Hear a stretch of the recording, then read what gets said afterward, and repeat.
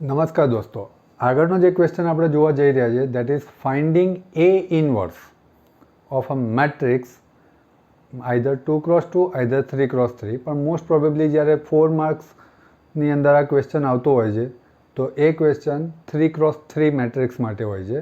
એના basic steps આપણે જોઈ લઈએ તો ફાઇન્ડિંગ એ ઇનવર્સ, એના માટે આપણે એનો મોડ્યુલસ એ નોટ ઇક્વલ્સ ટુ 0 એટલે કે તમારો નોન સિંગ્યુલર મેટ્રિક્સ થવો જોઈએ. સિંગ્યુલર નોન સિંગ્યુલર એ આગળના વિડીયોમાં ડિસ્કસ કરેલું છે, એ ખાસ જોઈ લેજો.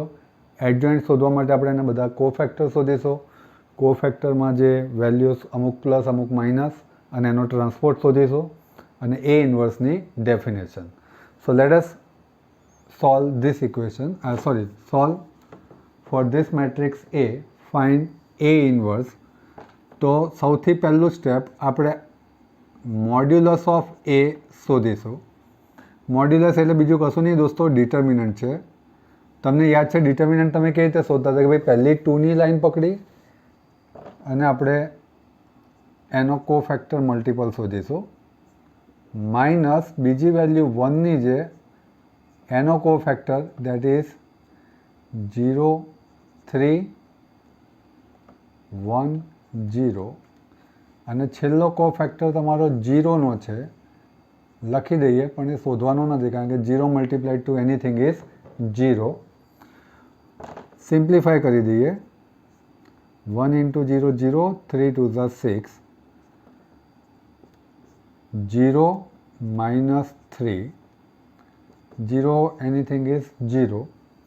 તો આ થઈ જશે 2 into minus 6 that is minus 12, minus minus plus 3 that is minus 9 which is not equals to 0.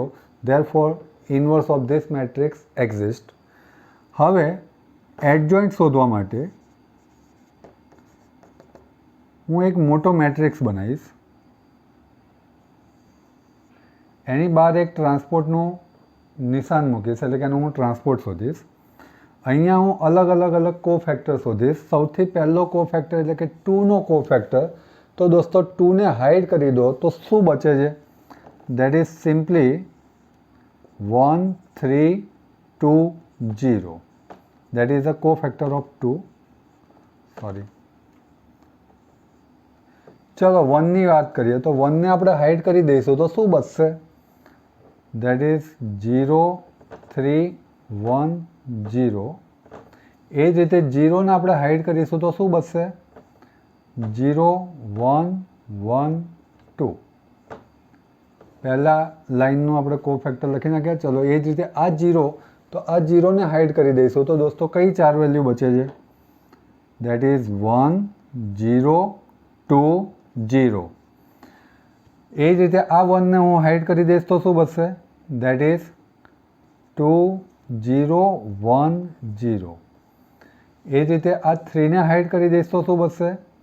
That is 2 1 1 2. Same way આ 1ને હાઇડ કરીશ તો શું બચશે? That will be 1 0 1 3. 2ને હાઇડ કરીશ તો શું બચશે? 2 0 0 3.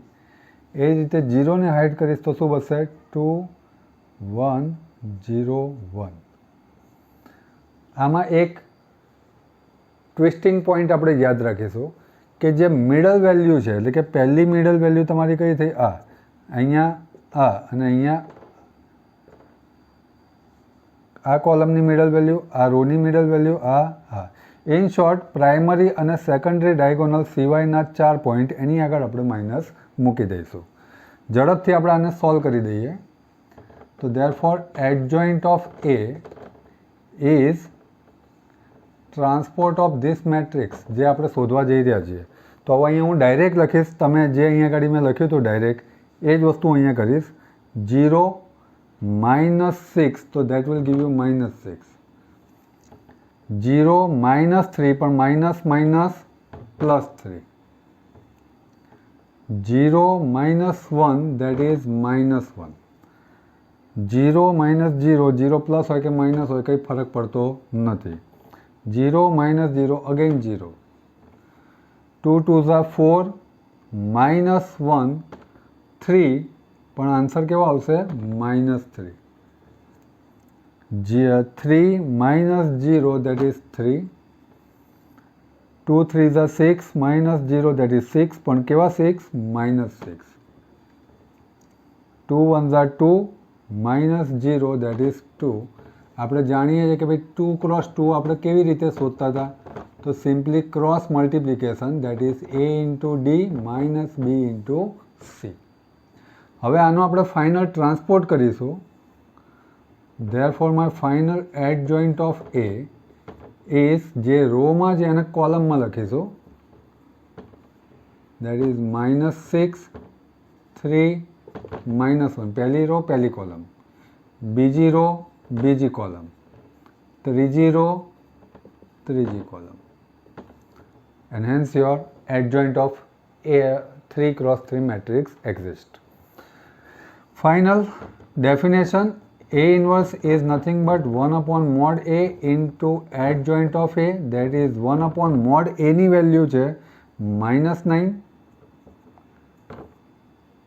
-6 0 3 3 0 -6 -1 -3 2.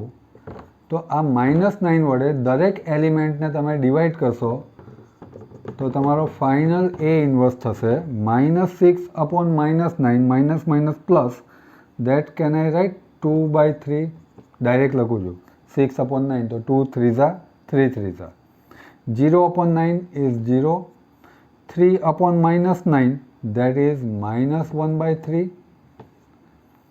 3 upon -9 that is again -1/3, 0 minus minus plus again 2/3, minus minus plus 1/9, minus minus plus 1/3 and 2/-9, and hence your A inverse.